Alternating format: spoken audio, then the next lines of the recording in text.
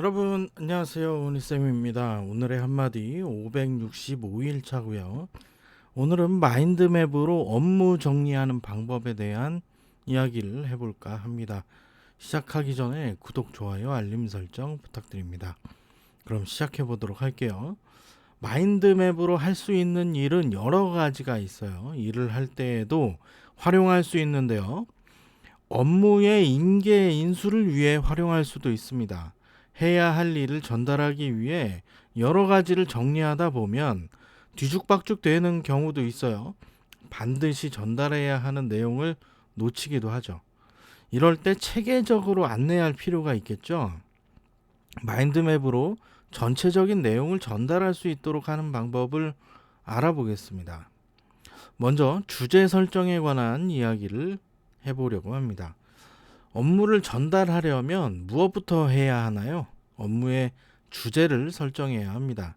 예를 들어 볼게요. 올해의 모범 학생 표창을 하려고 합니다. 주제에 해당 내용을 기록하면 되겠죠. 모범 학생 표창을 하기 위해 필요한 것, 어떤 것부터 시작해야 할까요? 주 가지에는 계획을 세워봅니다. 일정과 대상을 정리하고 어떠한 방법으로 추천을 받아서 진행할지 여부를 판단해 봅니다. 주제에 관한 내용을 주 가지와 부 가지로 뻗어 나가면서 기록해 보세요. 한눈에 업무가 들어오게 될 테니까요. 다음은 이미지와 색상 활용에 대한 말씀을 드려볼게요. 마인드맵의 장점은 무엇일까요?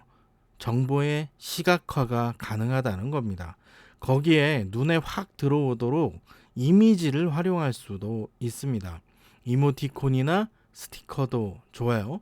디지털 마인드맵의 경우는 같은 이미지를 여러 번 활용할 수도 있답니다. 색상을 활용해 보는 것도 좋고요. 같은 색상으로 비슷한 종류와 특징을 나열할 수 있습니다. 같은 가지에는 같은 색상을 활용하면 체계적으로 내용을 파악할 수도 있으니까요.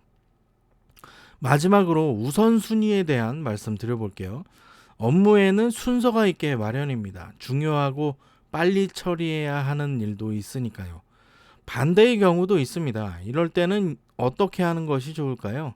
마인드맵의 각 가지에 우선순위를 설정하는 것도 좋은 방법입니다. 일정을 기록하고 마감일을 설정하는 방법도 있겠네요. 처리해야 하는 일이 시각적으로 한눈에 확인이 가능하니까 업무를 전달하고 파악하는데 많은 도움이 되지 않을까요?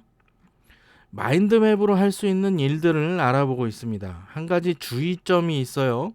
마인드맵이 장점만 있는 건 아니거든요. 마인드맵은 주제에 관한 생각과 키워드 위주로 작성을 합니다.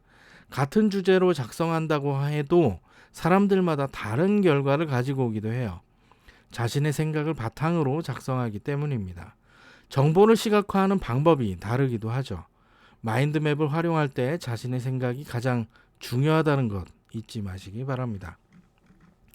네, 오늘은 마인드맵으로 업무 정리하는 방법에 대한 말씀 드렸습니다. 오늘 영상이 도움이 되셨다면 구독, 좋아요, 알림 설정 부탁드립니다. 그럼 내일 만나요. 안녕.